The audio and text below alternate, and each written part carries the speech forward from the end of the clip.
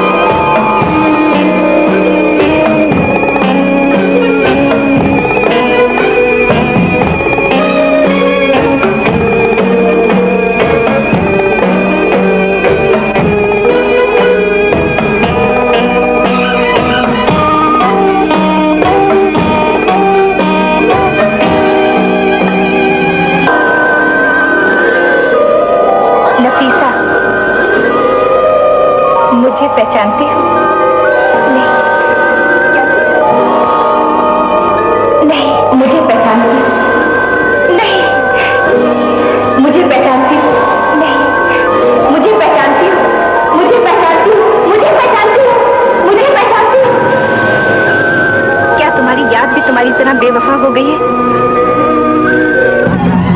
क्या तुम्हारी याद भी तुम्हारी तरह बेवफा हो गई है? क्या तुम्हारी याद भी तुम्हारी तरह बेवफा हो गई है? क्या तुम्हारी याद भी तुम्हारी तरह बेवफा हो गई है? क्या तुम्हारी याद भी तुम्हारी तरह बेवफा हुई है? क्या तुम्हारी याद भी तुम्हारी तरह बेवफा हो गई है?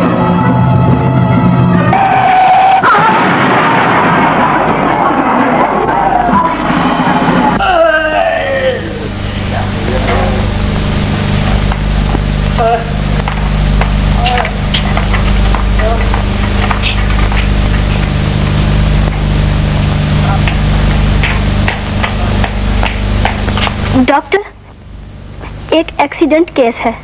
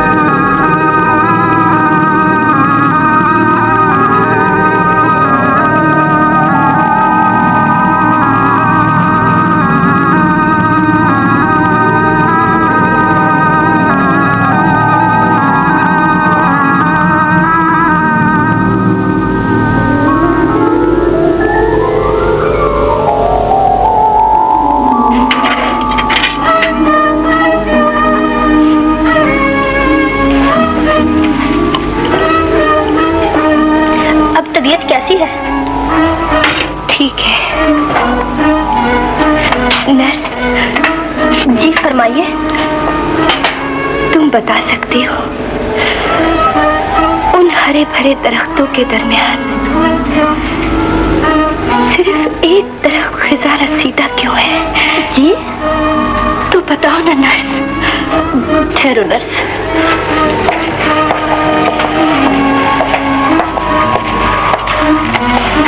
मैं बताती हूँ।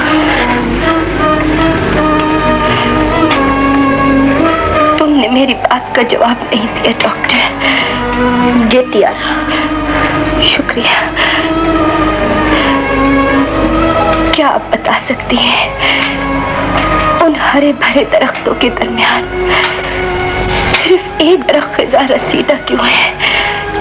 वो दरख्त, हाँ डॉक्टर, वही। आखिर इस पर बहार क्यों नहीं आई? बहार तो आई थी, लेकिन किसी ने बहार को इस अंदाज में लूट लिया कि फूल खिलना भूल गए। चारों ओर खिज़ा की वीरानियां फैल गईं और लुटने वाले खुशियों के निशान ढूंढते हुए आज भी उसी जगह मौजूद हैं। ये जगह जहां आज तुमने खोई हुई जिंदगी को पा लिया है, बिल्कुल इसी जगह आज से 25 बरस पहले सेंट्रल जेल थी, जहां लोग जिंदगी की बजाय मौत से खेला करते थे। ये खिज़ा रसीदा दरख्त बिल्कुल उसी जगह है जहां फांसी का कुआं था, और यहाँ किसी कातिल की बजाय एक बेगुनाह को फांसी मिली थी। फांसी? हाँ, फांसी। वहां से किसी दुखी रूह का धुआं उठता है, जिसको किसी कातिल की जगह बेगुनाह मौत के अंधेरों में धकेल दिया गया। ऐसा नहीं हो सकता। ऐसा हुआ है। क्या दुनिया से इंसाफ उठ गया है डॉक्टर? इंसाफ तो नहीं, अलबत्ता एहसास जरूर मर गया है। कौन था वो बेचारा जो बेगुनाह इंसाफ के हाथों मारा गया? इंसाफ के हाथों नहीं, अलबत्ता किसी बेवफा की मोहब्बत के हाथों मारा गया है। मोहब्बत के हाथों? हाँ, उस शहीद मोहब्बत ने इसी जगह फांसी के फंदे को मोहब्बत की जयमाला जानकर अपने गले का हार बनाया था। शहीद मोहब्बत कौन था वो? इसी शहर का वासी था। शायद आप भी उसे जानती हो, मगर मैं तो एक मुद्दत के बाद यूरोप से लौट रही हूँ। लेकिन मैं उसी एक मुद्दत से जरा पहले की बात कर रही हूँ। मुझे कुछ याद नहीं, मुझे कुछ याद नहीं। इतना तो याद होगा कि तुम्हारा नाम नफीसा है डॉक्टर। इतना तो याद होगा, एक बार पहले भी तुम किसी बाहर के मुल्क से वापस आई थी। मुझे तो कुछ याद नहीं, मुझे तो कुछ भी याद नहीं डॉक्टर।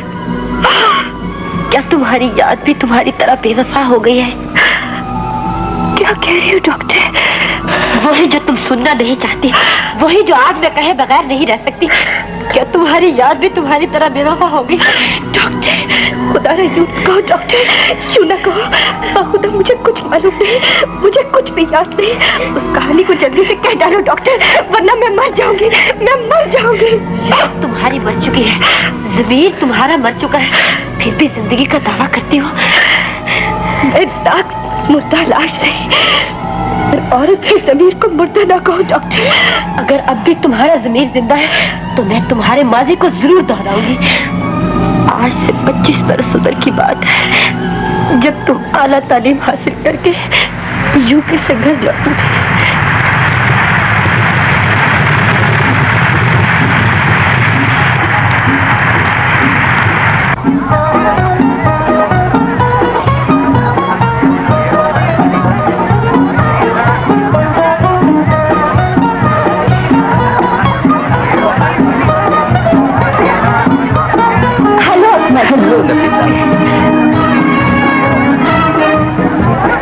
कैसी हो? सबको तो खरीद सकूंगा ना? बहुत अच्छी फ्लाइट थी, मगर वो क्या देख रही हो? डैडी नहीं आए। चलो तो।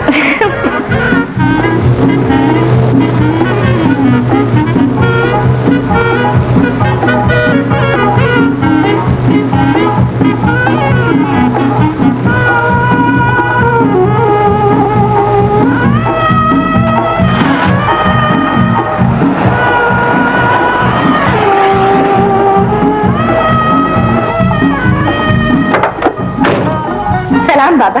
जीती रहो नफीस बिटिया, शुक्र है इन बूढ़ी आंखों ने फिर तुम्हें देख लिया। ठीक तो रही बिटिया? एकदम ठीक बाबा, तुम्हारे लिए मैं बहुत उदास थी। शुक्र है मेरे माला, तू मेरी बिटिया को खैरियत से ले आया। सेठ साहब नहीं गए थे मेरी बिटिया को लाने?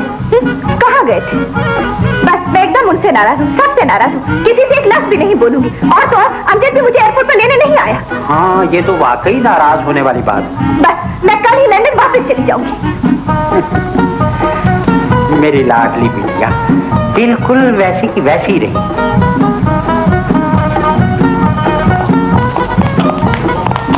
मैं अभी डैडी को फोन करती हूँ।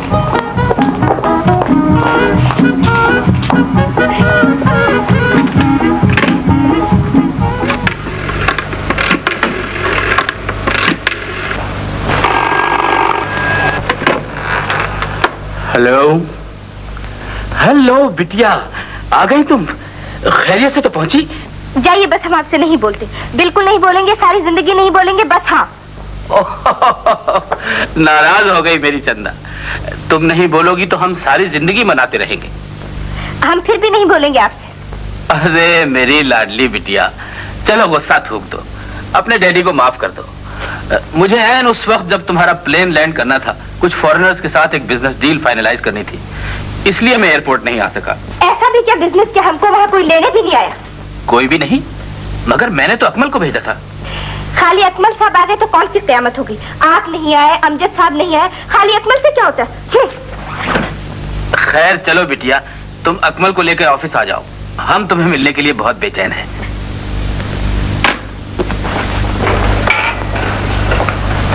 सर, क्या मैं अंदर?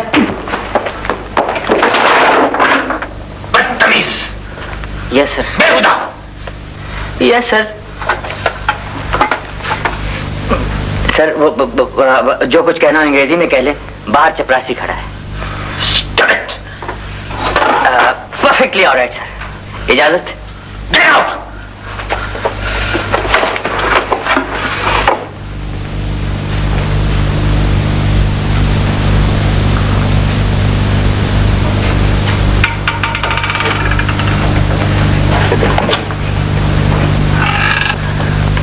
मेरी चंदा बिटिया, तुमने इतनी देर कर दी।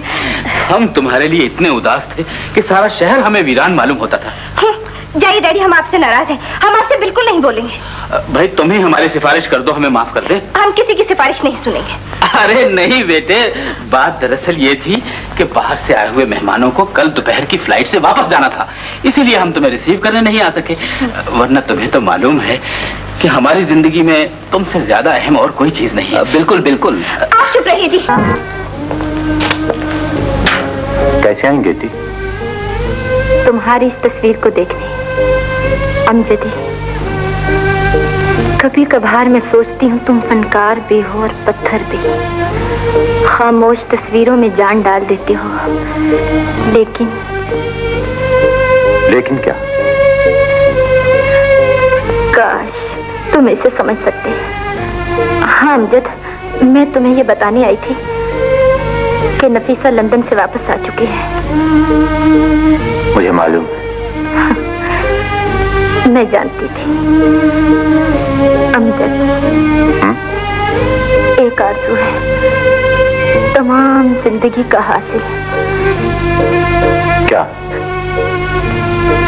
मेरी एक तस्वीर बना दो ताकि मैं सारी जिंदगी उस तस्वीर पर निछावर कर दूं। हाँ, इस कैनवस को मुकम्मल करने के बाद 9 बज चुके हैं और अकमल साहब अभी तक नाश्ते पर नहीं आए। सारी रात क्लब में जागते रहते और सारे दिन सोते रहते। खादिम, जरा अकमल साहब को तो बुलाओ। बेहतर हजूर। ये भी कोई तुक है डैडी, हम किसी का इंतजार नहीं कर सकते। I am very sorry. आपको जहमत हुई और वो भी इंतजार की। आप वक्त पर नाश्ता नहीं कर सकते, इसलिए कि वक्त पर सोते नहीं।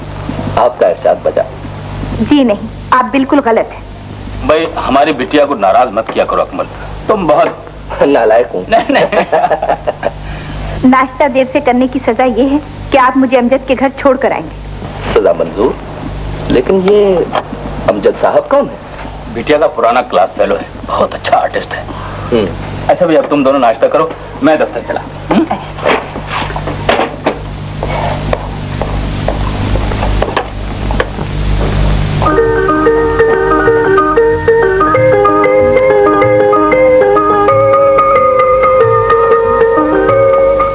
हेलो गेती। हेलो नफीसा।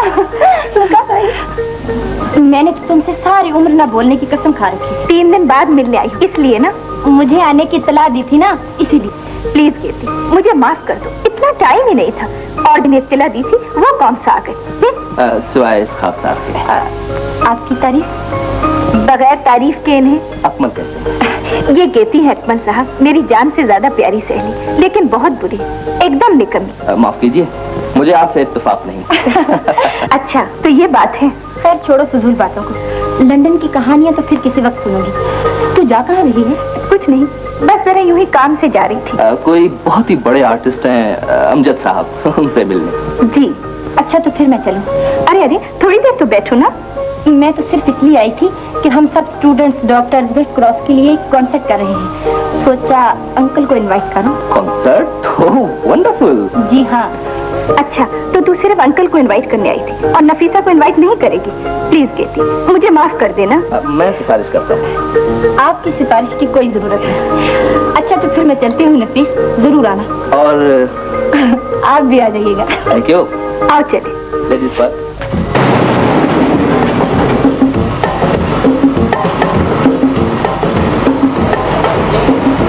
मेरा ख्याल है मैं इंतजार कीजिए, सजा के तौर पर। Thank you.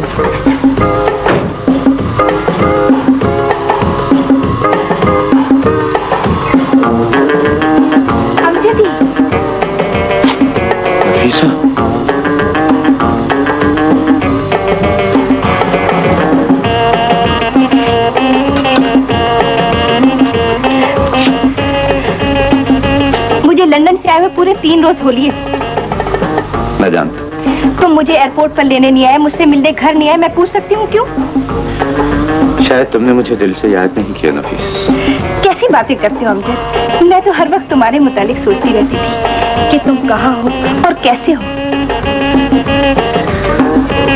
तुम्हारे इस रंगीन शहर में कुछ यादों के सहारे जिंदा हूँ। तुम तो बिल्कुल पुराने अमजद हो, बिल्कुल वैसी ही बातें करते हो। तुम चाहती हो मैं बदल जाऊं?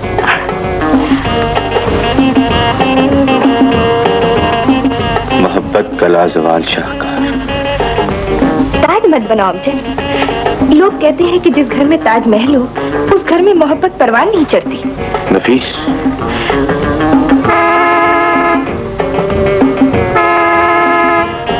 मैं चलूं अमजद? अकमल साहब मेरा इंतजार कर रहे हैं। हाँ फिर मुझे गेती के कॉन्सर्ट में भी तो जाना है, तुम भी आओगे ना? हाँ मैं आऊंगा। जरूर आना है। खुदा हाफिज।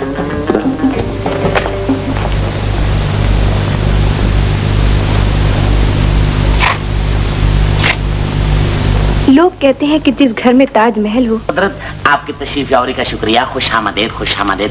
माशाल्लाह काफी हुस्न परस्त मालूम होते हैं। क्या कहा आपने? मेरा मतलब है कि ये फन परस्त ये हमारे मुल्क के मायनाज आर्टिस्ट में से अमजद की पेंटिंग है। अमजद के स्कूल ऑफ थॉट में जिंदगी का तस्वुर बहुत ही ब्राइट है, यानी कि चमकदार है। अच्छी पेंटिंग। इसका पर्सपेक्टिव, रंग और तहय्युल की उड़ान, ओए होए होए, यकीनन आप जैसे फन परस्त लोग ही इसकी कदर कीमत लगा सकते हैं। क्या कीमत है इसकी? कीमत? अरे भाई आपको क्या हुआ? अगर आप लोगों ने फन की कीमत लगाना शुरू कर दी तो इस मुल्क में फन की डेथ हो जाएगी। फनकार नहीं रहेगा। इस दुकान में ये तस्वीरें लटकती हुई नजर नहीं आएंगी। यहाँ आलू छोले बिकेंगे, आलू छोले। मैं सच कहता हूँ मिस्टर, अगर अमजद मर गया तो अमजद के मरने के बाद ये तस्वीर लंदन, पेरिस, अमेरिका और दुनिया के बड़े बड़े मुल्कों में जाएगी और उसकी कीमत $50,000 लगेगी। लेकिन मुझे मालूम है, एक्सक्यूज मी, कि आप इसकी 5,000 कीमत भी नहीं। 5,000 तो बहुत ज्यादा कीमत है। 5,000 भी ज्यादा है तो फिर 1,000 ही दे दीजिए। हम तो ज्यादा से ज्यादा 500 रुपए दे सकते हैं इसके लिए। ये कहकर आपने मेरे सर पर एक जोरदार डांग खिंच मारी है। अच्छा, आप 500 रुपए ही दे दीजिए। आप मेरे पुराने ग्राहक हैं, इसलिए मैं आपको मायूस नहीं लौटाना चाहता। लेकिन हम तो पहली मर्तबा आपकी दुकान में आए हैं। अजय, अच्छा, ओह माफ करना, मेरी आंखें शायद धोखा खा गई हैं, क्योंकि मैं जानता हूँ कि ग्राहक और बाप कभी झूठ नहीं बोला करते। तो दीजिए कुछ रकम, मेरा मतलब 500 रुपए। और भी कई चीजें हैं, आप खरीद सकते हैं। ये लीजिए 500 रुपए, आप इसे पैक कर दीजिए, हम अभी आके ले जाते हैं। अच्छा जी, थैंक यू। हाँ बेगम, थैंक यू। जाओ बेगम, जाओ बेगम। हाय, नोटों को भी सेंट लगा रखा है। या बेईमानी तेरा ही आसरा।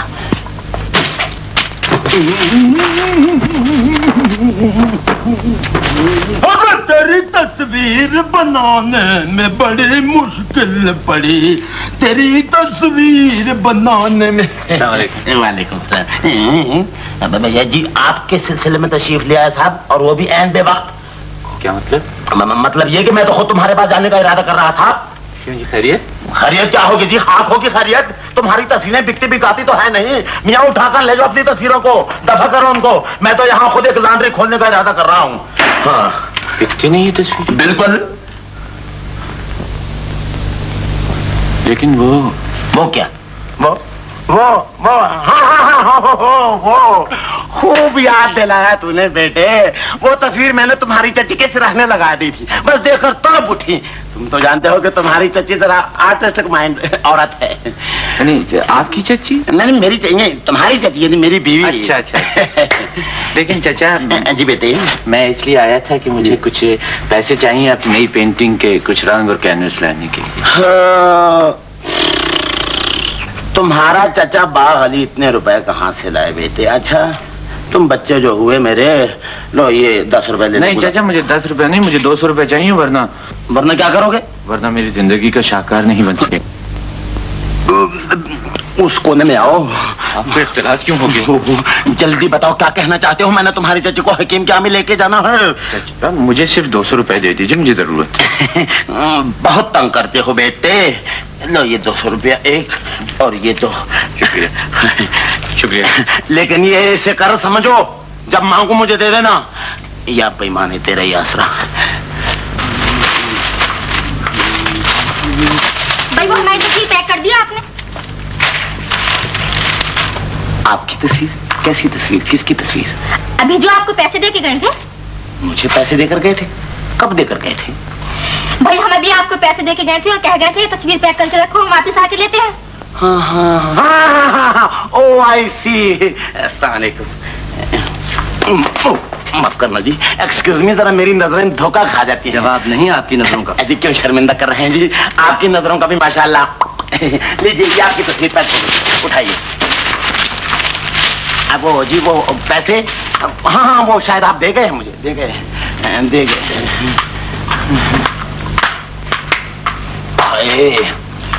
मार डाला। ड्राइवर गाड़ी रोको।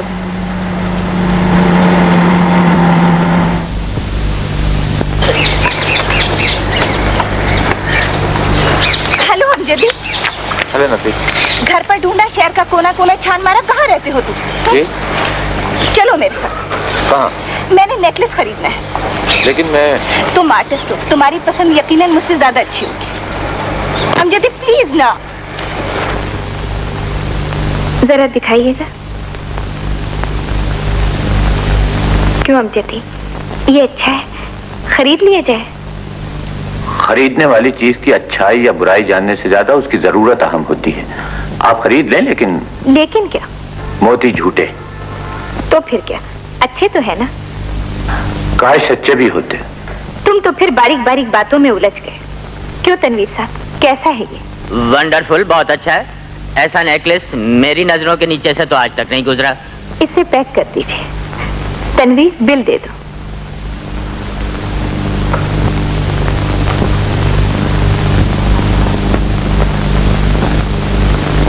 अब आपको पैसे भी देने पड़ेंगे। जी हाँ, 200 रुपए। बस, आपका बिल नहीं मिल सकेगा। वो क्यों? मैं अक्सर पैसे घर पर भूल आता हूँ, वैसे बहुत बुरी आदत है। अमजद भाई, दोस्ती निभाने का वक्त आ गया है। आपके पास एक 200 रुपए होंगे? शुक्रिया। पैसा कभी किसी का नहीं रखा। अस्सलाम वालेकुम। अच्छा नफीस, मैं चलता हूँ। क्यों, घर नहीं चलोगे मेरे साथ? नहीं, फिर कभी से। चलो भी, डैडी से मिल लेना। फिर कभी से ही वादा। पहला वादा याद है तुम्हें? तुमसे किया हुआ हर वादा मेरी जिंदगी की धड़कन बन जाता है। कौन सा भला? तुम्हारी तस्वीर का। कब बनाओगे? जब आपके पास वक्त हो। अच्छा, खुदा हाफ़िज़। बाय।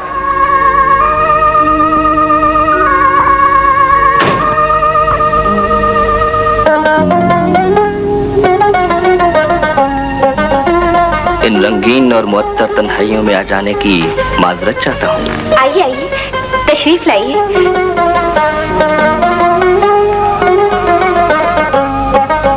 माशाअल्लाह। शुक्रिया। कहीं जाने का प्रोग्राम है?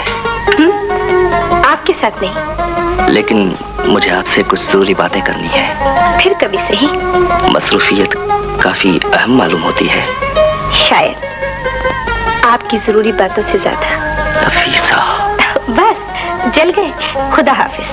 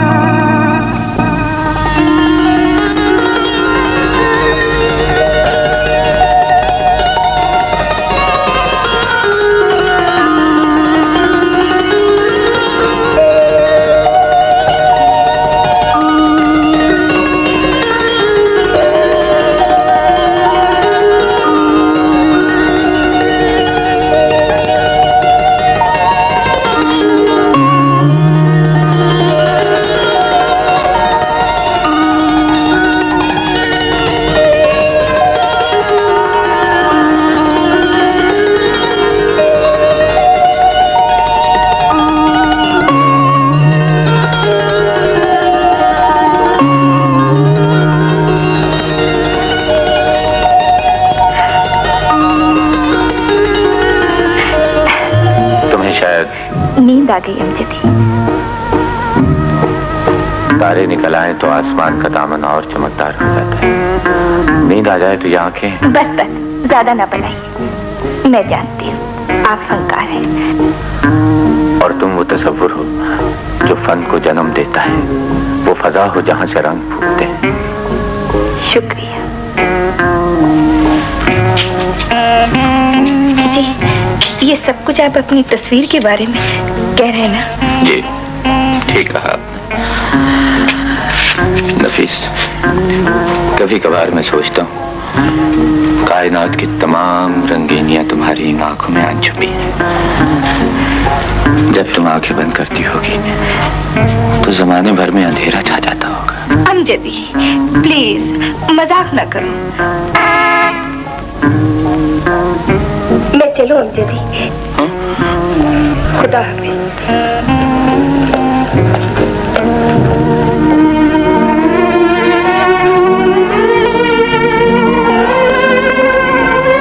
इतने सारे अरेंजमेंट, कमबख्त गेती की बच्ची भी नहीं आई।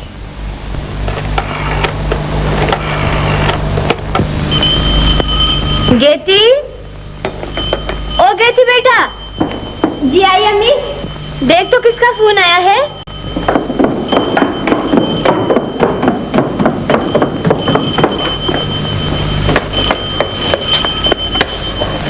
हेलो। शुक्र है आपसे टेलीफोन पर ही मुलाकात हो गई, वरना मैंने सोचा था कि शायद अगले जहां में मुलाकात हो। जी हाँ, आसार तो ऐसे ही नजर आते हैं। कार्ड तो मिल गया होगा जनाब को। कहिए तो रसीद भिजवा दूं। रसीद की नहीं, आपकी जरूरत है। तशरीफ लाइएगा ना?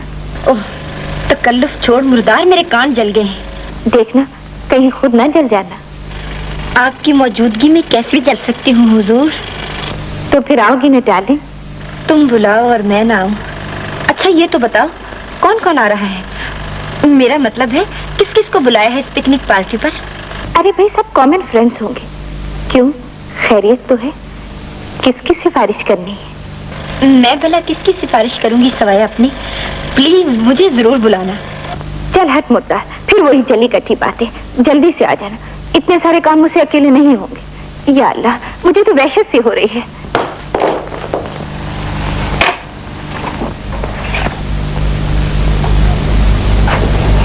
ओफो, सत्यानाश कर दिया सारे सामान का। वैसे ये सेब खा के देखिए, बहुत ही अच्छा है। आप जहन्नुम में जाए जी। वैसे बुजुर्गों ने कहा है, शरीफ आदमियों के लिए वो कोई अच्छी जगह नहीं है।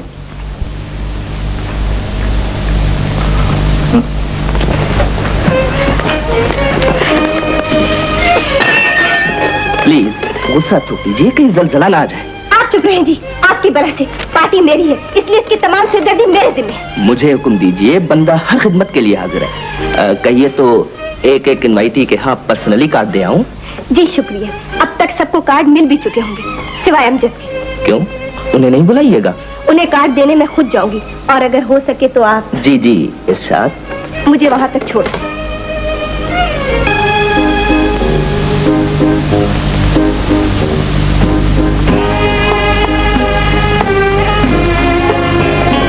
चलिए आओ नफीसा। अमजदी, तुमने कैसे जान लिया कि मैं आ गई? जिन कदमों की आहट के साथ मेरा दिल धड़कना शुरू कर दे, वो तुम्हारे सिवा और किसके कदम हो सकते? बत्ती जला। अपनी जिंदगी के उजालों को मेरे अंधेरों में पूरी तरह जज्ब हो जाने दो। हर चीज आहिस्ता आहिस्ता अपने आप जगमगा उठेगी। अंधेरे में? भला कैसे? पगली, मेरी अंधेरी दुनिया में तुम्हारे ख्याल और याद के दिए जला करते हैं, लेकिन तुम कहो नफीस, तुम्हारा दिल तो नहीं घबराएगा? तुम्हारे होते हुए ये दिल क्यों घबराएगा? फिर भी बत्ती जला देती हूँ। कहो, आज तुम्हें फुर्सत कैसे मिल गई? तुम शिकायत करते हो? नहीं, चाहता हूँ वो लगन जान लूं जो तुम्हें मेरे पास ले आई है, वरना तुम इतनी मसरूफ हो कि तुम्हें तो मेरी सोच भी नहीं आ सकती। कैसी बातें करती हो अमजद? तुम मेरे पुराने क्लास फेलो हो और मेरे सबसे अच्छे दोस्त। याद करो, जब लोग हमें इकट्ठा देखकर जल जाया करते थे, तुम वो दिन भूल गए क्या? भूले नहीं, बीत गए हैं वो दिन एक बार जाकर लौट क्यों नहीं आते नफीस? इनके पांव कौन बांध देता है? कोई भी नहीं, तुम मुझ पर यकीन रखो, आज भी मेरे दोस्त हो, उतने ही प्यारे। बस यही कहने आई थी ना? नहीं, वो मैं एक पार्टी दे रही हूँ, पिकनिक पार्टी, सब दोस्तों को बुलाया है। ये लो, तुम भी आना। तुम्हारे सब दोस्त आएंगे ना? हाँ अमजद। कौन कौन? भाई मसलन गेसी, आसवा, परवेज, सुलेमान और अकमल। तुम्हारे सब दोस्त आएंगे? सब आएंगे। मैं भी हूँ, तुम्हारा सिर्फ दोस्त हूँ, इसलिए। मैं चलूं अमजद? अकमल मेरा इंतजार कर रहे होंगे। तुम आओगे ना? जरूर। खुदा हाफिज।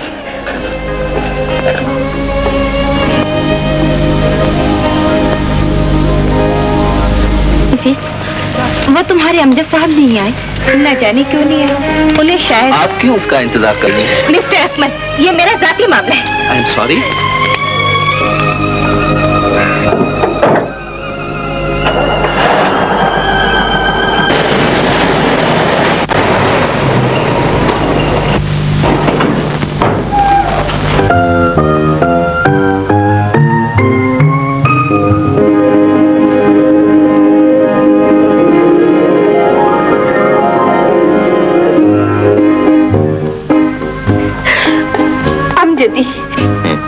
तुम पार्टी पर नहीं आए तो क्या हुआ? तुम्हारे बिना सब कुछ उदास था अमजदी। शोर मचाती लहरों में, गीली गीली रेत पर मैं तुम्हारा इंतजार करती रही, पर तुम नहीं आए। क्यों नहीं आए? इसलिए कि मुझे यकीन था तुम मेरे पास चली आओगी, वही नफीस बनकर जिसकी मासूम आंखों ने मुझे जीने के रास्ते दिखलाए, जिसके नन्हे से दिल में शबनम का सब पाकीज़ा प्यार रचा हुआ है। मैं उसी नफीस को ढूंढ रहा हूँ, घोर अंधेरे करके, ताकि मेरे गहरे अंधेरे तुम्हें खींचकर मेरे पास ले आए। और मैं आ गई अमजदी। तुम्हारे बिना ये जिंदगी मौत से भी ज्यादा डरावनी महसूस होने लगती है। तुम मेरी रूह की पुकार हो अमजदी।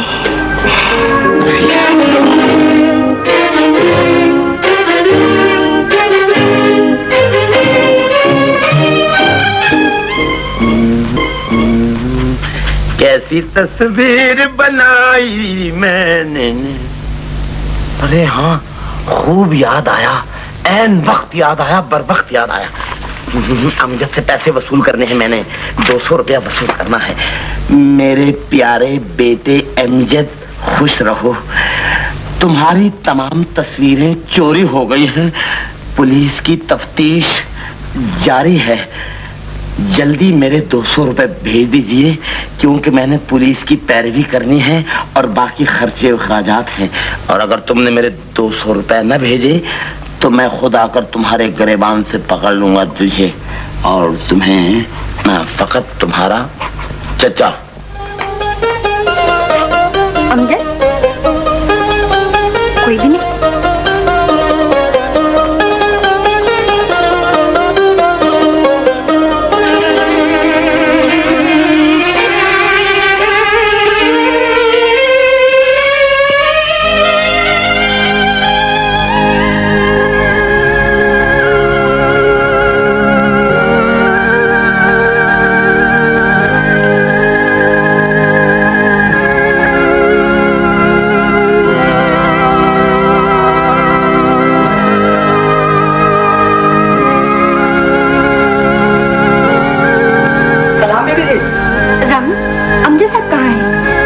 गया हुआ है। कब तक आएंगे? न जाने कब तक आए। अच्छा मैं चलूं? आए तो कह भी ना गेती आई थी। बहुत अच्छा।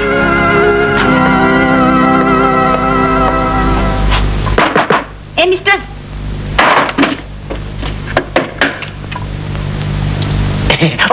माफ कीजिए, आप जरा मेरी आंख लग गई थी। मालूम होता है आप काम कम करते हैं और सोते ज्यादा हैं। जी आपने बिल्कुल दुरुस्त फरमाया।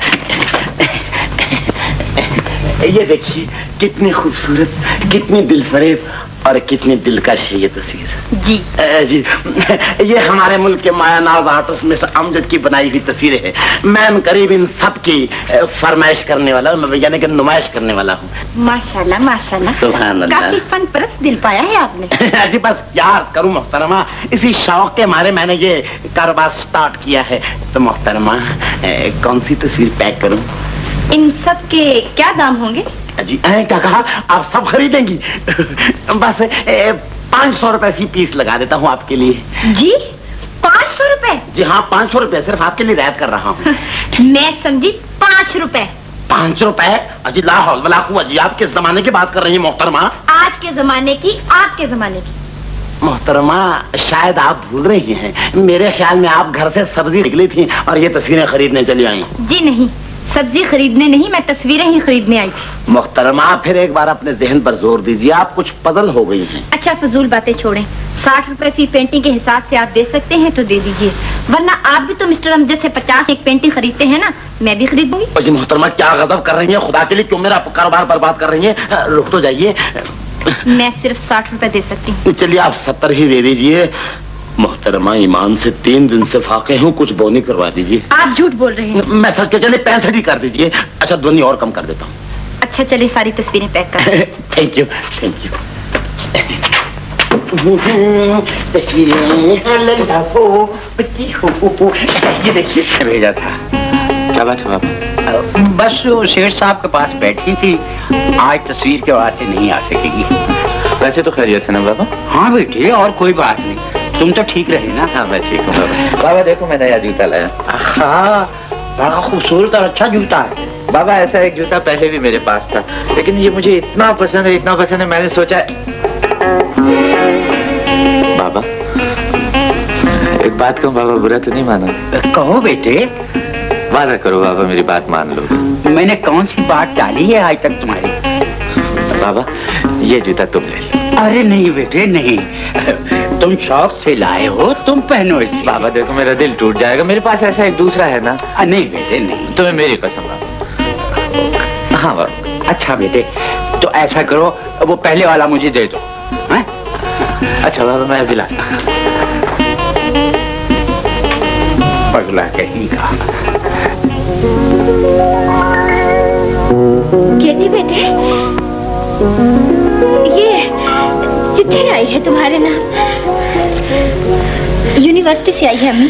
जल्दी खोलो, तुम्हारा नतीजा होगा।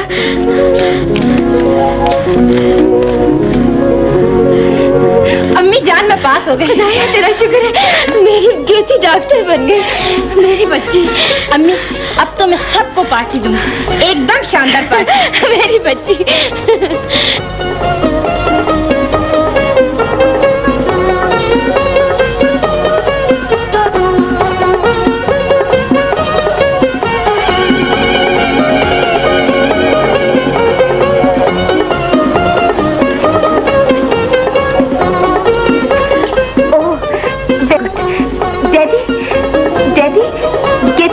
उसने सबको पार्टी पर बुलाया है। कौन सी डिग्री ली है बेटी? MBBS की। Oh good, very good. कल से मैं इस इंतजार में थी कि कब वक्त गुजरे और कब तुम आओगे। वक्त तो अपने मामूल से गुजरता है बेटी, हम उस पर कोई बस नहीं रखते। इस पर बस होता तो शायद किसी की आरज़ू अधूरी न रहती। आरज़ू पूरी न तो आरज़ू रहती थी, पूरी हो जाए तो चंद लम्हों की खुशी बनकर किसी को याद भी नहीं आती। देखो कितनी प्यारी फिजा, कैसी दिलकश रात है अमजद। हाँ, चांदनी की दिलकशी में रात अपने अंधेरेपन से दुखी सी दिखाई देती है। दुखी नहीं अमजद, आज की रात तो जमाने भर के दुख मुस्कुराना सीख सकते हैं। तुम पास हो गई हो ना? पास नहीं अमजद, आज जाने दिल ऐसे क्यों धड़कता है जैसे पुजारन देवता के सामने अपने मन की अथाह गहराइयों में डूब जाए, जैसे बहती हुई कश्ती के बाद बान हवा के दिल फरेब झोंकों के छू जाने से डोल जाए, जैसे मेहमानों को बुलाकर खुद का गायब हो गई। हमारी मुबारक।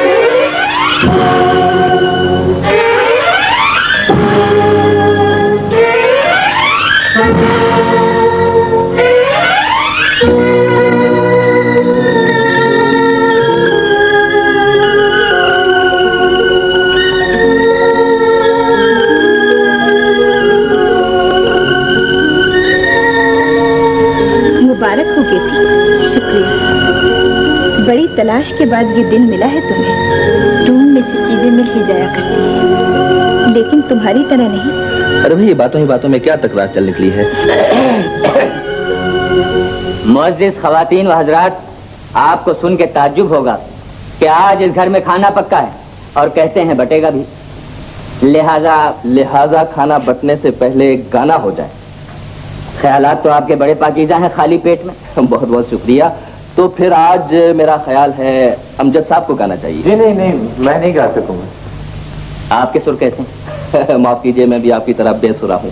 बेहद खुशी हुई कि आप उनमें से नहीं हैं। तो है कोई सुरीला जो इस खुशियों भरी रात में, जबकि हमारी दोस्त डॉक्टर गेती यारा ने जिंदगी की एक मंजिल मुकम्मल कर ली है। जी हाँ जी हाँ, तो है कोई जो आसमान से सितारे तोड़ लाए और उन्हें ऐसे सजाए जैसे मांग में सिंदूर। आज मैं गाऊंगी ताकि सितारों की मांग पूरी तरह सिंदूर से भर जाए।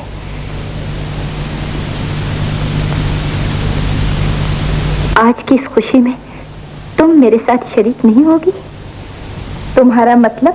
हाँ, मतलब ये कि आपको गाना पड़ेगा।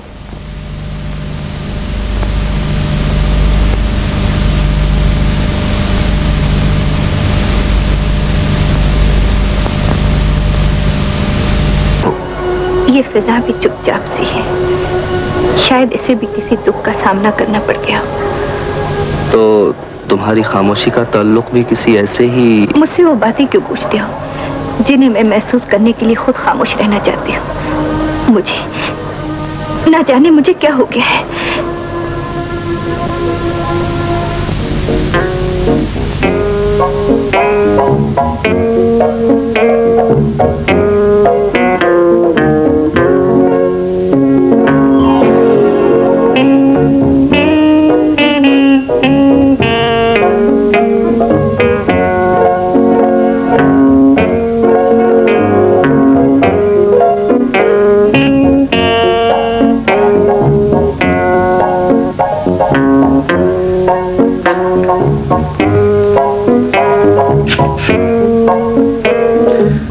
खामोशी क्यों है हुजूर? मैं जानता हूँ तुम मुझसे नाराज हो, लेकिन तुम्हारी इस नाराजगी पे मैं खुश हूँ। आप सिर्फ तस्वीर बनाने से मतलब रखिए, वरना तुम मुझसे कह दोगी कि मैं गेती से न मिला करूँ, है ना? अमजद, इतनी सी बात पे नाराज हो गई? मुझे क्या पड़ी कि मैं तुमसे नाराज होती फिर? लेकिन मुझे तो तुम्हें मनाना है। वो क्यों? तुम्हारी तस्वीर जो बनाना ठहरी। अमजद साहब, आप अपने काम से गरज रखिए।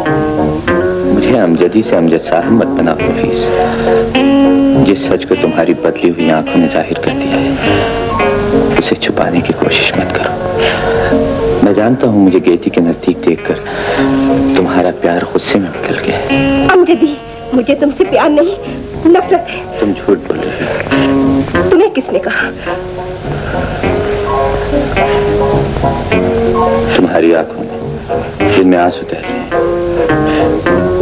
नफीस, तुम मुझसे झूठ बोल सकती हो, लेकिन तुम्हारी आंखें नहीं, इसलिए कि आंखें रूह की आईनादार होती हैं।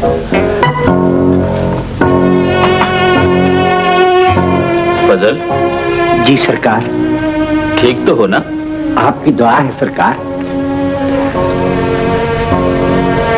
क्या हुक्म है मालिक? मैं तुमसे एक मशवरा करना चाहता हूँ। तुम हमारे पुराने मुलाजिम हो ना? ये मेरी खुशबख्ती है आका कि आपने मुझे इस लायक जाना।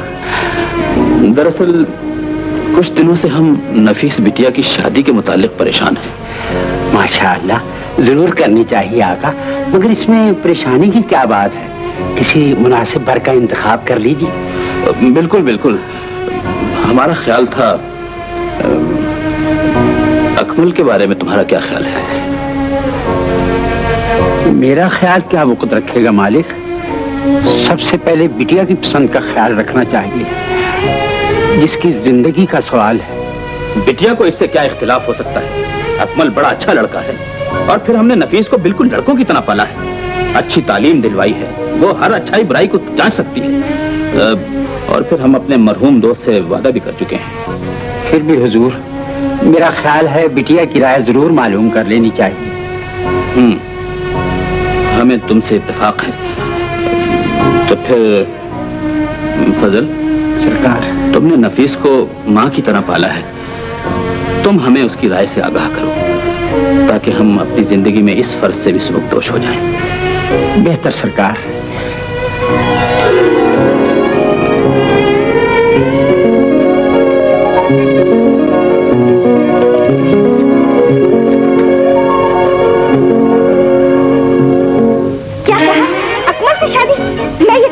भी नहीं सकती। तुमने उन्हें समझाया होता बाबा, लड़कों की तरह परवरिश देकर मुझे लड़के की तरह तो जिंदा रहने दे। मैंने तो समझाया था बेटे, लेकिन वो शायद अकमल मियाँ का इंतखाब कर चुके हैं। उन्हें अपना वादा भी तो पूरा करना है। कौन सा वादा? अकमल मियाँ के वालिद से किया हुआ वादा। उनके वादे की कीमत मेरी आरज़ू की मौत क्यों है? उनसे कह दो बाबा, जिंदगी और मौत के तसादुम से बगावत जन्म लिया करती है। ऐसा मत सोचो बेटे। उनसे कहिए दोस्ती का भरम रखने के लिए किसी और चीज का बलिदान ले, बेटी का नहीं। बाप के फैसले के सामने बेटियां सर झुका दिया करती। सर झुकाकर किए हुए फैसले गलत हुआ करते हैं बाबा। रास्ते की ऊंची देखकर चलना, ये भी तो उन्होंने सिखाया है। मैं जिंदा रहना चाहती हूँ, लेकिन सर झुकाकर नहीं। बाबा, उनसे कह दे वो बाप बनकर सोचे, दोस्त बनकर नहीं। मारना चाहती है, लेकिन रेशमी डोरी से गला दबाकर। नहीं बेटे, ऐसा नहीं है। उन्होंने तुम्हें कितने लाड प्यार से पाला है, कितनी अच्छी तालीम दिलवाई है। आंखों में रोशनी देकर अंधा करना चाहते हैं। अच्छी तालीम देकर चाहती है मैं अपना हक भी न मांगू। उन्हें मेरी जिंदगी के सुकून से ज्यादा अपनी दोस्ती की लाज है। ऐसा नहीं हो सकता बाबा। हालात के मुताबिक बदल जाना चाहिए बेटे। दिल कैसे बदलूं?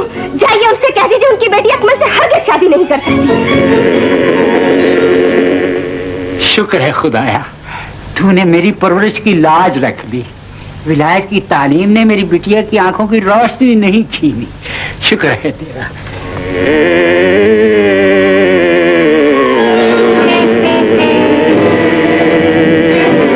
जाइए उनसे कह दीजिए उनकी बेटी अकमल से हरगिज़ शादी नहीं कर सकती।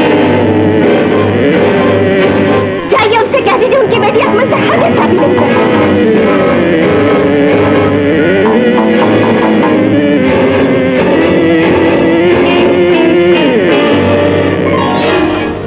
मैं कुछ दिनों के लिए कराची जा रहा हूँ। तुम नफीसा बिटिया का ख्याल रखना।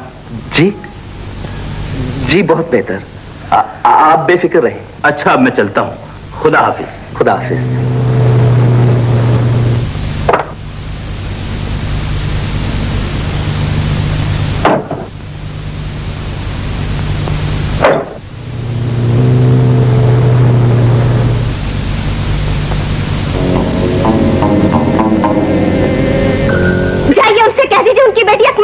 शादी नहीं कर सकती।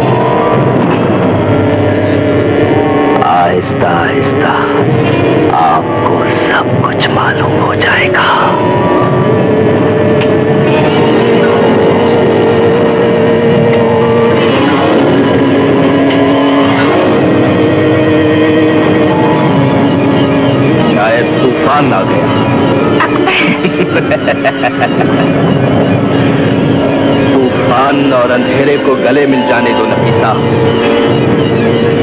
इस कहानी के ये दो किनारे, इनके मिल जाने के लिए आज से ज्यादा और कोई रात मौजूद नहीं।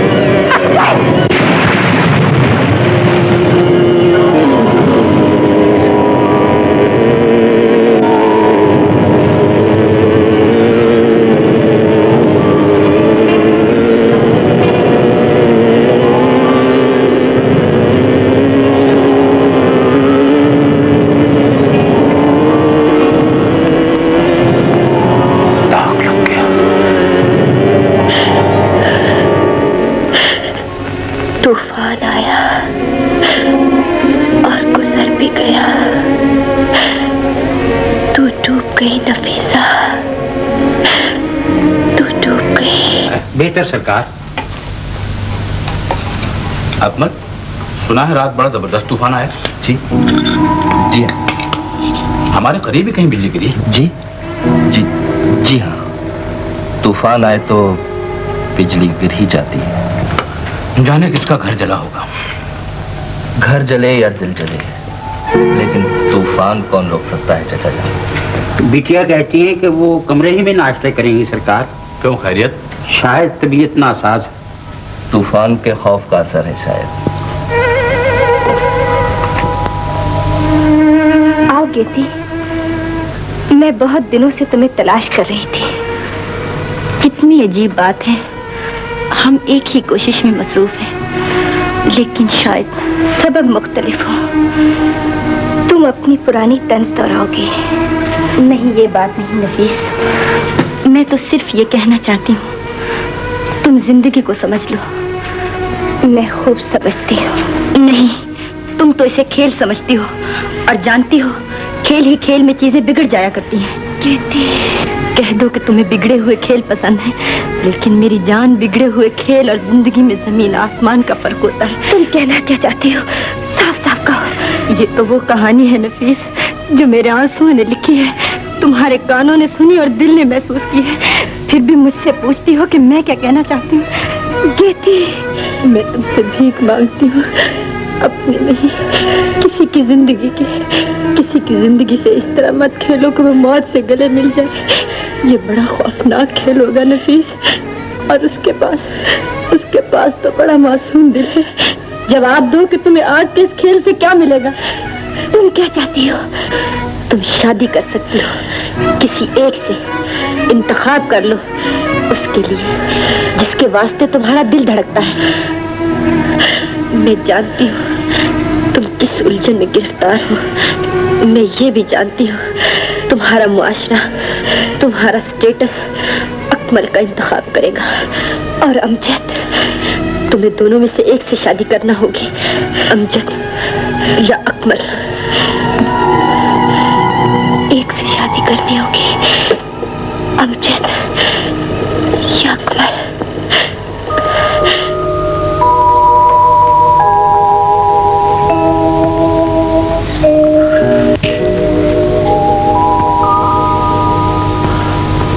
आओ नफीस।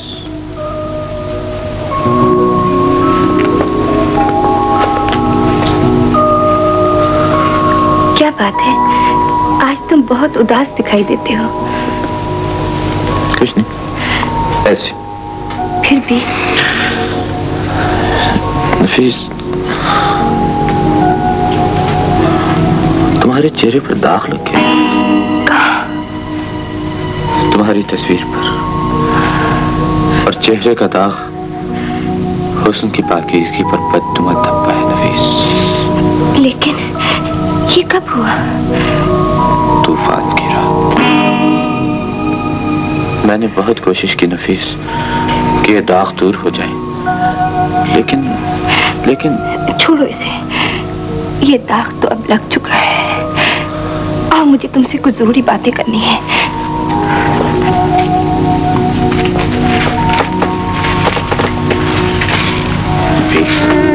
क्या महसूस करती हो नफीस? सूखे हुए पत्तों पर चलने की आवाज यूं महसूस होता है जैसे जख्म आहिस्ता आहिस्ता रिसने लगे हैं। फीस, उदासी की बातें क्यों कर रही हो? पत्थर के इस बेजान टुकड़े को अगर जबान मिल जाए तो ना जाने ये कितनी दास्तानें बयान कर सकेगा।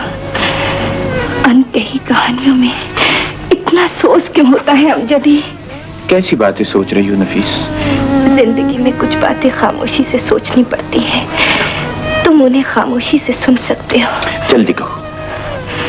पत्थरों की जबान समझ लोगे? नफीस, अब मुझे उलझन होने लगी। आज के बाद कोई उलझन नहीं रहेगी अमजदी।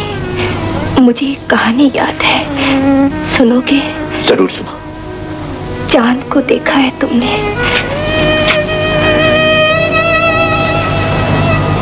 मेरे सामने चांद से छनकर आने वाली चांदनी ने जमीन को छू लिया। जर्रे दमकने लगे, लेकिन चांदनी चांद से जुदा हो गई। अमजदी, क्या ये सच है कि चांद में दाग इसी वास्ते पड़ गया है? क्या ये सच है कि बादल उनकी जुदाई में रोया करते हैं? तुम तो पगली हो नफीस। कितने अच्छे होते हैं पागल, अपने दुख तो भूल सकते हैं ना।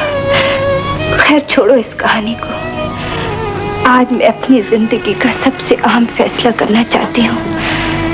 बड़ी अच्छी बात है। तुम्हें मेरे फैसले से इत्तेफाक होगा। तुम्हारे फैसले तो मेरे दिल की धड़कन है नफीस। कह डालो, तुमने क्या फैसला किया है?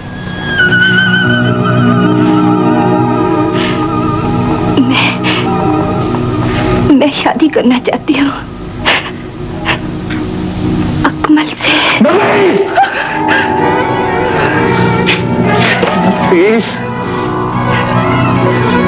नफीस, इतना कारी जख्म लगाया है तुमने, मैं तो सांस भी नहीं ले सकता।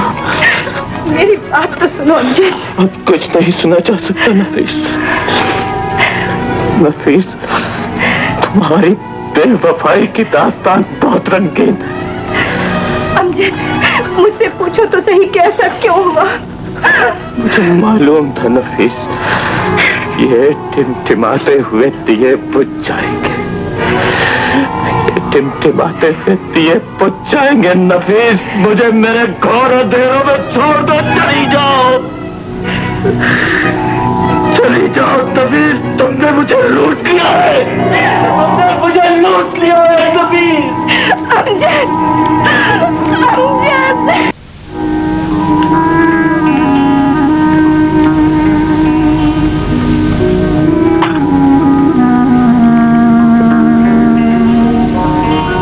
बिटिया, किसकी चिट्ठी है बाबा? तुम्हारी है बिटिया। चाय बना दूं? नहीं बाबा, तुम जाओ, मैं खुद ही बना लूंगी।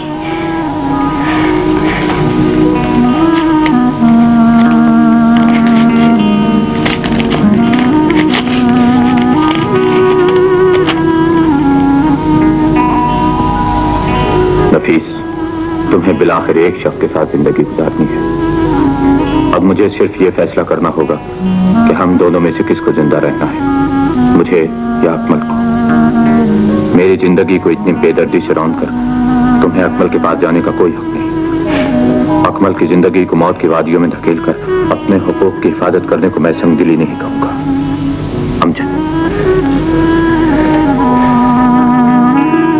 अगला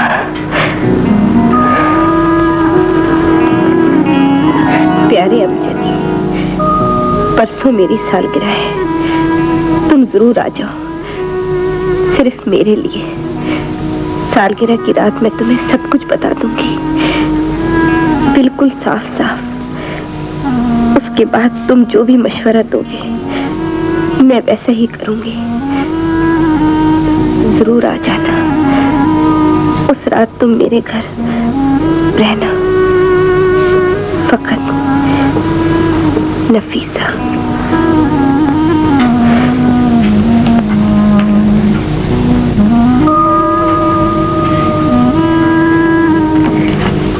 बाबा। जी बेटे। ये खत अमजद को दिया है।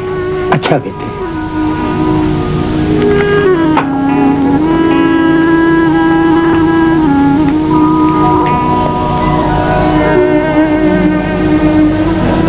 बाबा कैसे है? बड़े उदास दिखाई देते हो बेटे, ठीक हो ना? ठीक हूँ बाबा। बिटिया ने यह खत दिया था।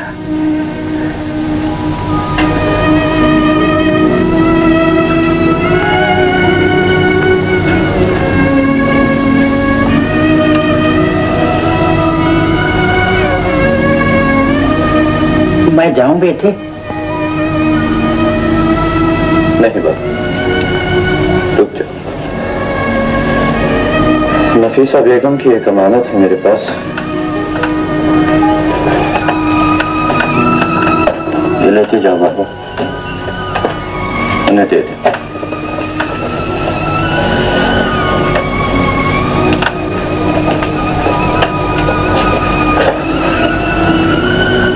जी बेटे। कुछ कहा? नहीं, कुछ उदास उदास थे। ये आपकी तस्वीर दी है।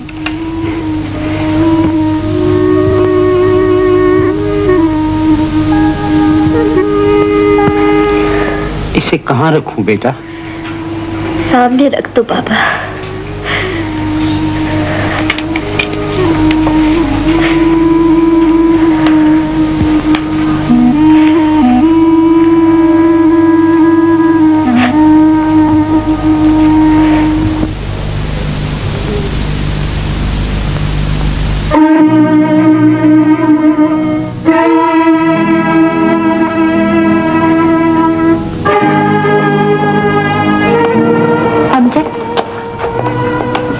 लौट जाना चाहता हूँ कीर्ति। ये तो जिंदगी से फरार है, तुम्हें इतनी जल्दी नहीं लौट जाना चाहिए। कीर्ति। लेडीज एंड जेंटलमैन, आपको ये सुनकर खुशी होगी कि आज हमारी बेबी नफीसा की सालगिरह है। बेबी? हाँ हाँ बेबी। आप लोगों को चाहिए कि इस खुशी के मौके पर खूब नाचें, कलाबाजियां खाएं, जोर जोर से गाएं, ताकि बेबी खुश हो। लेकिन गाएगा कौन? इस खुशी के मौके पर हम जज साहब के सिवा और कौन गा सकता है? जी हाँ जी हाँ, क्योंकि सबसे ज्यादा यही खुश नजर आ रहे हैं। जी नहीं, शायद मैं ना गा सकूं। गाओ अमजद, जरूर गाओ। अकमल डियर। जी फरमाइए। आज मेरी सालगिरह है। मैं जानता हूँ। मैं तुमसे कुछ मांगना चाहती हूँ। बिल्कुल बिल्कुल, इस रंगीन रात के तसद्दुक मुझसे जो मांगना चाहती हो मांग लो, इतना कि मेरे पास कुछ न रहे। आज की रात मैंने अपनी जिंदगी की इब्तिदा की थी। मैं चाहती हूँ आज इसकी तकमील भी हो जाए। क्या चाहती हो? मैं चाहती हूँ हम शादी कर लें। शादी? नादान लड़की, तुम्हें किसने कह दिया मैं तुमसे शादी करना चाहता हूँ? मैं चाहती हूँ हम इस मुंतशिर जिंदगी को मिलकर इकट्ठा कर लें। चली जाओ, मैं उन किवाड़ों को बंद कर दूंगा जिनसे तुम दाखिल हुई। जाओ जाओ, हमसे तुम्हारा इंतजार करता हूँ।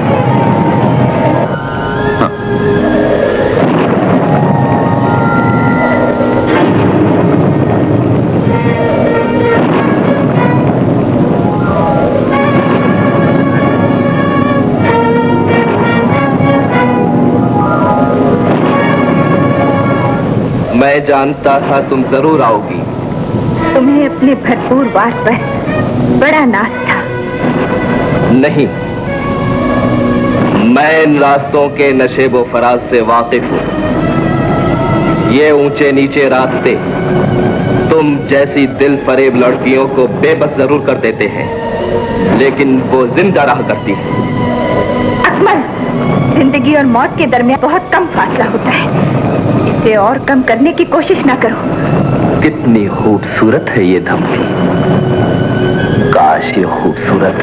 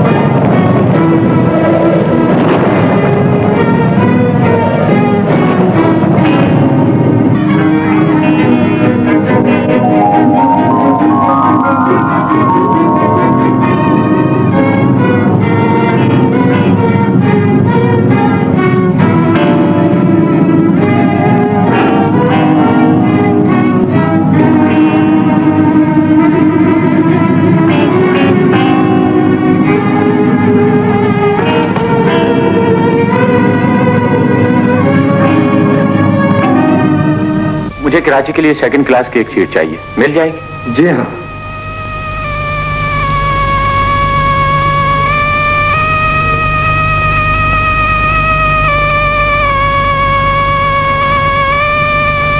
GH compartment, seat number 6।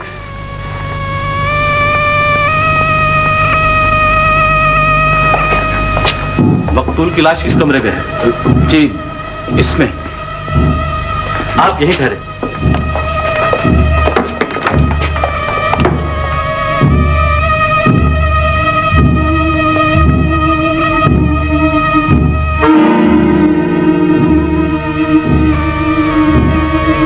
मजीद, इन कदमों के निशानात का फोटो ले लिया जाए और ये पिस्तौल इसे अपने कब्जे में रखो। चाहे वारदात का नक्शा भी बना लो और कोई चीज यहाँ से हिलने ना पाए। बेहतर जनाब। आपके यहाँ कोई फंक्शन था ना? जी हाँ, मेरी बेटी की सालगिरह थी। बाहर से मेहमान भी आए थे ना? जी, ज्यादातर मेरी बिटिया के जानने वाले थे। आने वालों में उनके नजदीकी दोस्त कौन कौन से थे? मसलन अमजद, यूसुफ, परवेज, गेती, ये लोग। उस कमरे में कौन रहता है? उस कमरे में आने वाले मेहमानों में से गालिबन मिस्टर अमजद मुकीम थे। जी।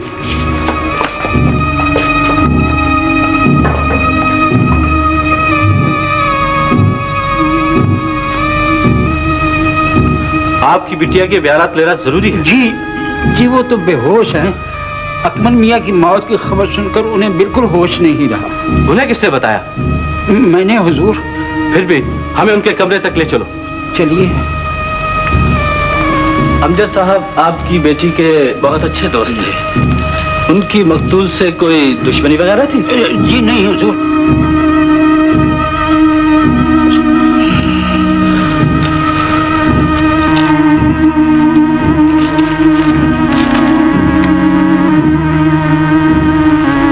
अपने हकूक की हिफाजत करने को मैं संगदिली नहीं कहूँगा, फकत अमजद। मिस्टर अमजद कहाँ रहते हैं सेठ साहब? जी, वो मॉडल कॉलोनी में बड़े चौराहे के पास 107 नंबर में। अफसल, तुम यही ठहरो और देखो कोई चीज अपनी जगह से हिलने ना पाए। कदमों के निशानात के फोटो भी ले लिए जाए।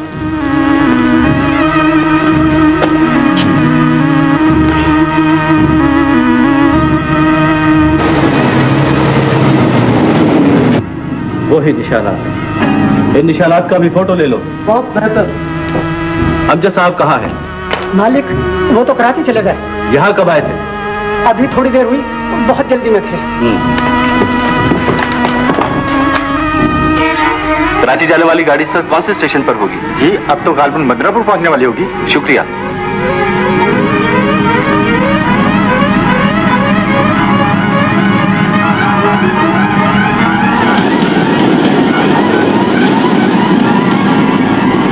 एक मुलजिम को गिरफ्तार करना है। क्या आप बता सकते हैं कि अमजद नाम का कोई आदमी इस गाड़ी में सफर कर रहा है? जी हाँ, mister Amjad, GH compartment, seat number 6। शुक्रिया।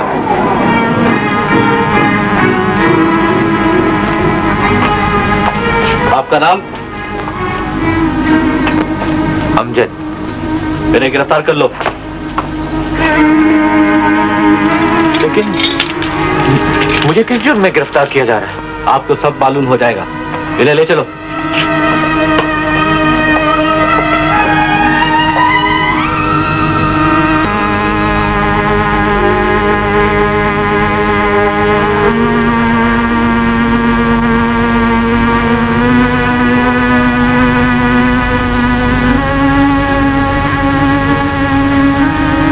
अमजद,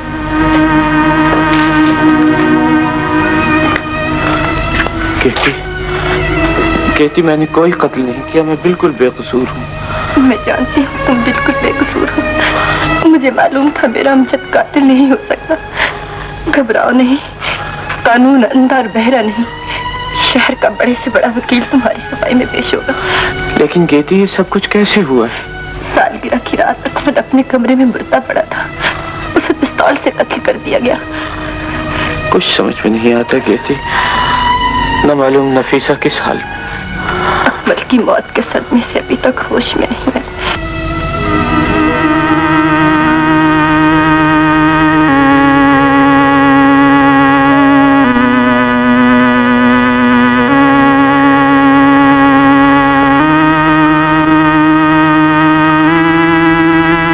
मैंने कोई कत्ल नहीं किया। मैं जानता हूँ बेटे, तुमने कत्ल नहीं किया। बाबा, फिर कातिल कौन है? इसे छोड़ो बेटे, मैं तुम्हारी तमाम बलाएं अपने सिर ले लूंगा। तुम्हारा बाल भी भीखा नहीं होगा। ये कैसे हो सकता है बाबा? हाँ ना बेटे, तुम कह दो कि कत्ल बाबा ने किया है। मैं अदालत में इकबाल जुर्म कर लूंगा। मैं चाहता हूँ तुम दोनों की जानें बच जाए।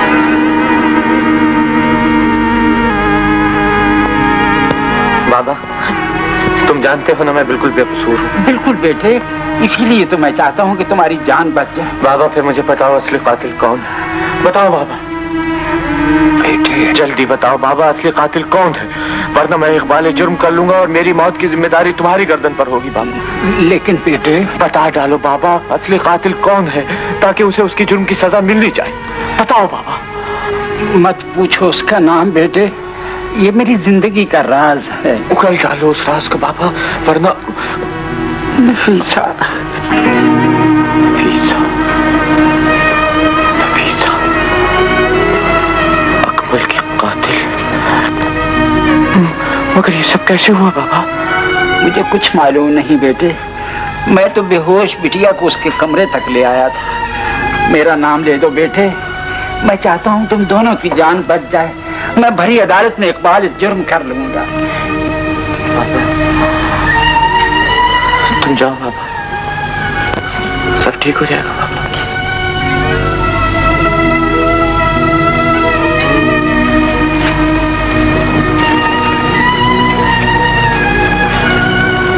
तो असली कातिल नफीसा है। अगर तुमने अपने आप को बचाने की कोशिश की तो ये सारा बोझ नफीसा के नाजुक कंधों पर आन गिरेगा। लेकिन उसने ऐसा क्यों किया है? शायद तुम्हें अपनी मोहब्बत का यकीन दिलाने के लिए। तुमने बहुत जल्दी की अमजद, लेकिन अब क्या हो सकता है? नफीसा की जान बचा लो। तुम्हारी मोहब्बत के कुर्बान गाह पर उसकी दम तोड़ती हुई जिंदगी सिसकियां ले रही है। उसे सहारा दो। उसके जुर्म की सजा अगर किसी बेगुनाह को मिले तो वो तुम्हारी जिंदगी क्यों ना हो। नफीसा की जान बचा लो अमजद, जान बचा लो अमजद।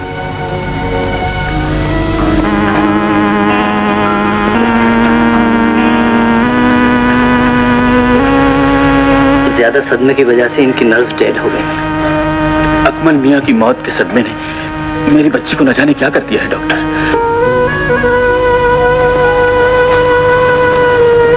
सर, तुम कैसे आए हो? ये हुजूर कुछ जरूरी कागजात हैं, इन पे दस्तखत कर दीजिए। हाँ रख दो।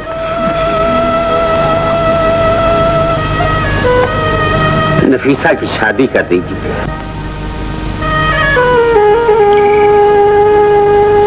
तनवीर।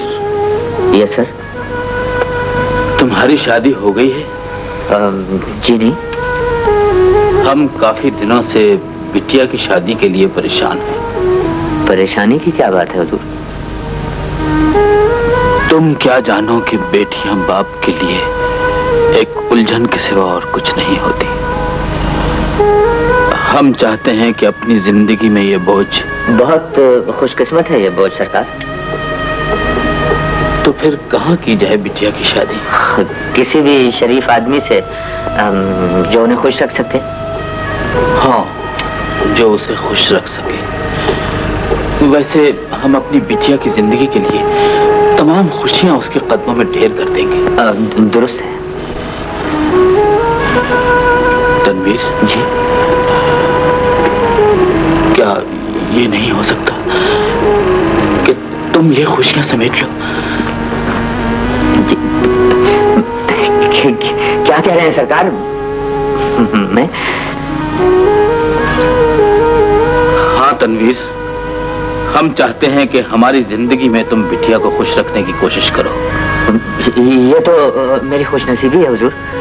सरकार, सरकार, नफीसा बीबी को होश आ गया। होश आ गया? तनवीर तुम यहीं ठहरो।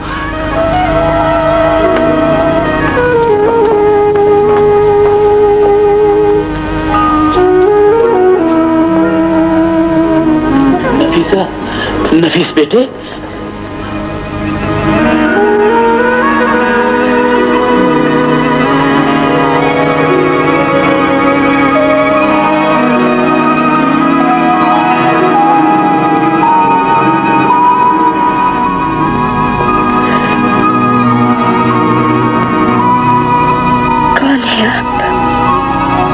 तुम्हारा डैडी हूँ बेटे।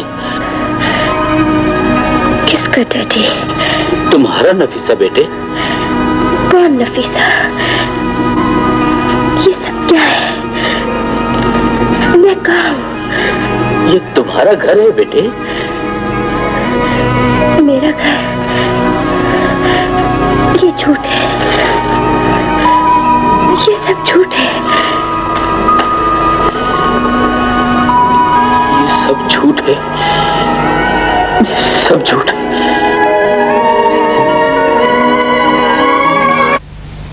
मिलॉर्ड, ये रही उन कदमों के निशानात की तस्वीर जो मकतूल के कमरे में थे, और ये रही उन कदमों के निशानात की तस्वीर जो मुल्जिम के अपने घर के बरामदे में थे। मिस्टर अमजद, सालगिरह की रात आपने यही जूता पहन रखा था ना? जी। मिलॉर्ड, यह है वो खत जिसमें मुल्जिम ने मिस नफीसा को अकमल के कत्ल की धमकी दी है। यह खत उन जज्बात की पूरी अक्कासी करता है जो एक इंसानी जिंदगी के कत्ल पर खत्म होते हैं। मिस्टर अमजद, यह खत आप ही ने मिस नफीसा को लिखा था ना? जी।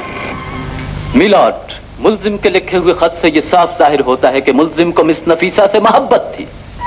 वकील साहब, इस बात का इस मुकदमे से कोई ताल्लुक नहीं है, और बहुत ज्यादा है। इसलिए कि मिस नफीसा अकमल से शादी करना चाहती थी। मिस नफीसा के इस फैसले ने और मुल्जिम के जज्बा रकाबत ने मुल्जिम को इस बात पर आमादा किया, और सालगिरह की रात उसने सेठ ताहिर का पिस्तौल चुराया, वो अकमल के कमरे में छुप गया। जब सब मेहमान चले गए तो मुल्जिम ने कत्ल जैसे संगीन जुर्म का इर्तिकाब किया। ये सब गलत है मिलॉर्ड। मेरे फाजिल दोस्त ने जिन हकायक की बिना पर मुल्जिम को कातिल साबित करने की कोशिश की है, वही उसकी बेगुनाही का सबूत है। मिलॉर्ड, सबसे पहली बात जो मुल्जिम के खिलाफ जाती है वो उसके जूतों के निशानात की तस्वीर है, वो जूते जो उसने सालगिरह वाली रात पहन रखे थे। लेकिन मैं वकील इस्तगासा से सिर्फ ये सवाल पूछूंगा, क्या वो यकीन से कह सकते हैं कि उस रात पार्टी पर आने वाले बाकी लोगों ने किस किस्म के जूते पहन रखे थे? यह जानना इतना जरूरी नहीं था।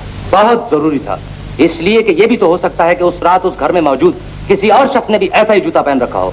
सिर्फ जूते के निशानात अगर एक इंसान को कातिल साबित कर सकते हैं, तो इस शहर में उस रात बहुत से लोगों ने ऐसे ही जूते पहन रखे होंगे। लेकिन मुल्जिम के खत का मजमून इस बात का शाहिद है कि वो घर से कत्ल के इरादे से निकला था। घर से कत्ल का इरादा लेकर निकलने वाला इंसान अपने साथ पिस्तौल क्यों नहीं लाया? उसने सेठ ताहिर का पिस्तौल क्यों चुराया? इसलिए कि वो पिस्तौल खरीद नहीं सकता था। अपने साथ कोई दूसरा हथियार तो ला सकता था, चाकू या कोई और जानलेवा चीज। उसके पास तो कोई ऐसा हथियार भी न था।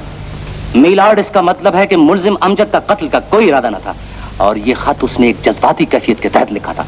मुल्जिम के लिखे हुए खत का घर में किसी और को भी इल्म था, जिसने मुल्जिम की मशकूक तहरीर तले अपने जुर्म को छुपाने की कोशिश की। लेकिन कत्ल के फौरन बाद उसने वहां से भागने की कोशिश क्यों? उसका इस शहर को छोड़ के चले जाना उसके कातिल होने का वाज़ेह सबूत। भागने वाले कातिल अपने घर के मुलाजिम को जाने वाले शहर का नाम नहीं बताया करते। क्या यह गलत है कि आपको मुल्जिम के मुलाजिम ने बताया था कि वो कराची चला गया है? क्या मुल्जिम ने अपने मुलाजिम को अपनी मंजिल का पता सिर्फ इसलिए बताया था कि पुलिस उसे गिरफ्तार कर ले?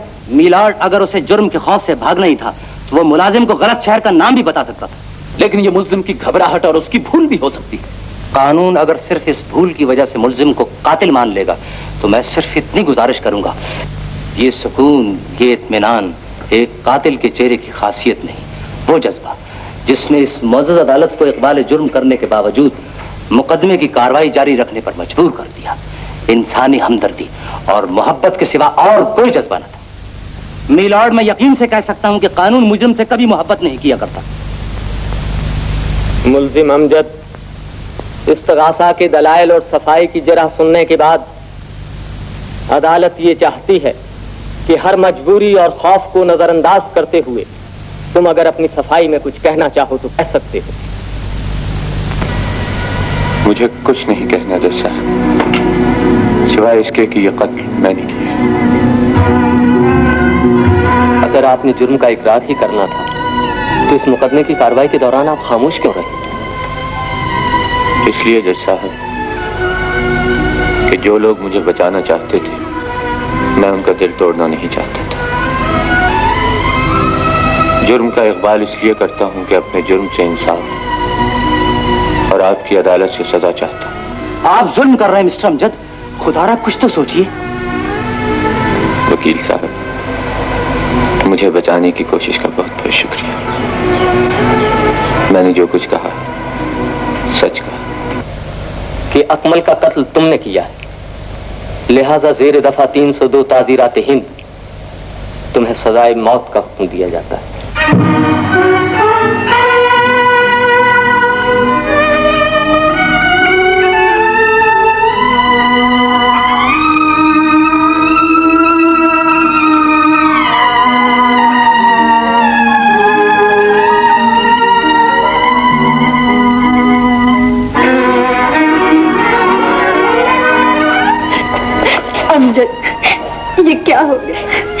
ये क्या हो गया अमजद? तुमने बहुत जुल्म किया है बेटे। ये इल्जाम मुझे अपने सर क्यों नहीं लेने दिया? मेरी जिंदगी का क्या था? बरसों की तलाश के बाद तो जिंदगी को एक मकसद मिला है पापा। क्या है बेटे? जिंदगी की चंद घड़ियां बाकी रह गई,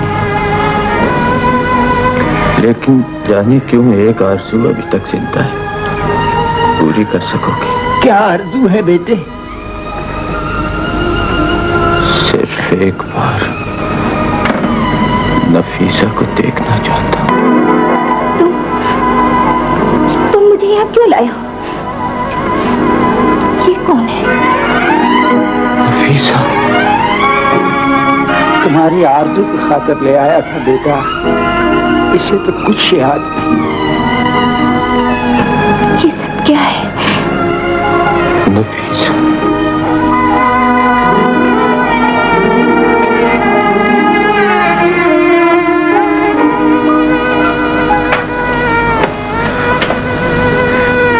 मैं जानता हूँ तुम्हें बहुत दुख पहुंचाई गई थी। मैंने आज तक तुम्हें कुछ भी न दिया। शायद हम इस दुनिया में एक दूसरे को नहीं मिल सकते थे अमजद। आरज़ुओं की दुनिया बहुत रंगीन है बेटी, लेकिन दिल की ये दुनिया वीरान होकर ही आबाद होती है। काश मैं तुम्हें जिंदा रख सकती अमजद।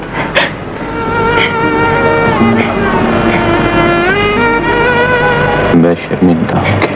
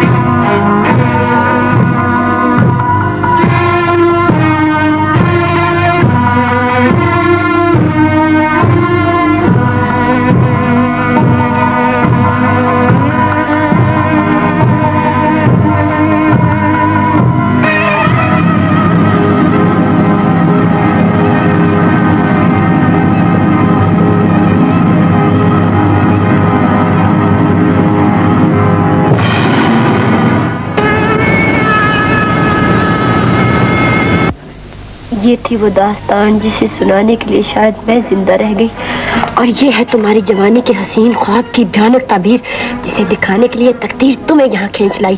अगर तुम्हारा ज़मीर अब भी जिंदा है तो बताओ इस खूनी दास्तान का मरकजी किरदार कौन है? किसी बेगुनाह के खून से किसके हाथ रंगे हुए हैं? कहो नफीसा, शायद तुम्हारा इतराफ गुनाह ही किसी की बेचैन रूह को सुकून बख्श दे। कह दो नफीसा। याद रखो नफीसा, याद रखने की निस्बत किसी को भुला देना बड़ा मुश्किल है। कह दो तुम्हारी याद अभी जिंदा है। कह दो तुम्हारी याद तुम्हारी तरह बेवफा नहीं। कह दो तुम्हारी याद तुम्हारी तरह बेवफा।